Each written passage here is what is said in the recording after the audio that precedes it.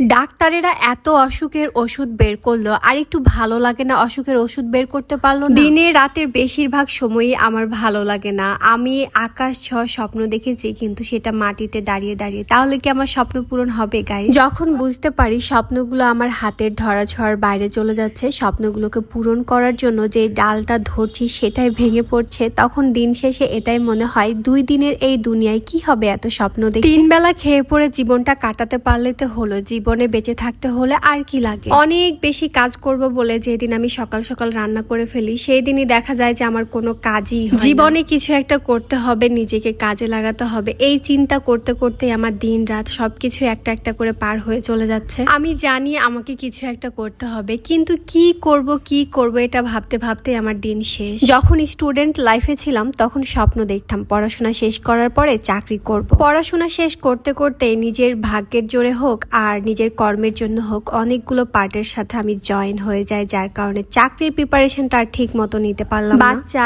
সংসার, লাইফের এটা ওইটা প্রবলেম সবকিছু সামলে পড়াশোনা শেষ করাটাই আমার জন্য একটা চ্যালেঞ্জ হয়ে দাঁড়িয়েছিল। তো সেই চ্যালেঞ্জে আমি জিতলেও চাকরির প্রিপারেশন আমি ঠিকভাবে নিতে পারি না, চাকরির বাজারে আমি নিজেকে উপযুক্ত করতে পারি না। চাকরির প্রিপারেশনটা আমার মাঝপথে দাঁড়িয়েছিল, না পারতাম পুরোপুরি ছাড়তে, না পারতাম ভালোভাবে কন্টিনিউ করতে। তারপরে চলে আসলাম অনলাইনে আসার পরে আমি 7-8 মাস পরে একটা পজিশনে গিয়েছিলাম, বাট উঠতে উঠতে সেইখান থেকে যতটুকু উঠেছিলাম তার থেকেও বেশি নিচে পড়ে গিয়েছি। আমি আমার লাইফ দিয়ে বুঝেছি একটা মেয়ে কখনোই একা একা উপরে উঠতে পারে না, তার লাইফে কোনো কিছু অ্যাচিভ করতে পারে না। এই যে গাছটা দেখছো, এই গাছটাকে আমি অনেক যত্ন করেছি, অনেক পানি দিয়েছি, গাছটা এত ডালপালা মেলেছে কিন্তু তারপরও কোনো ফল ধরে না। ঠিক আমার লাইফের মতো, আমার লাইফেও আমি অনেক ডালপালা মেলেছি কিন্তু কোনো কিছু অ্যাচিভ করতে পারিনি, আমার 2 বাচ্চা ছাড়া। আমার 2 বাচ্চা আমার কাছে সম্পদ। একটা বাচ্চা ছোট্ট থেকে বড় করতে গিয়ে যে মাকে কি কি স্যাক্রিফাইস করা লাগে, এটা আমি অন্য একটা ভিডিওতে বলবো, কারণ আমার ছোট্ট বাচ্চা থাকার কারণে কিন্তু আমি নিজেকে কোনো কাজের সাথে ভালোভাবে অ্যাটাচ করতে পারছি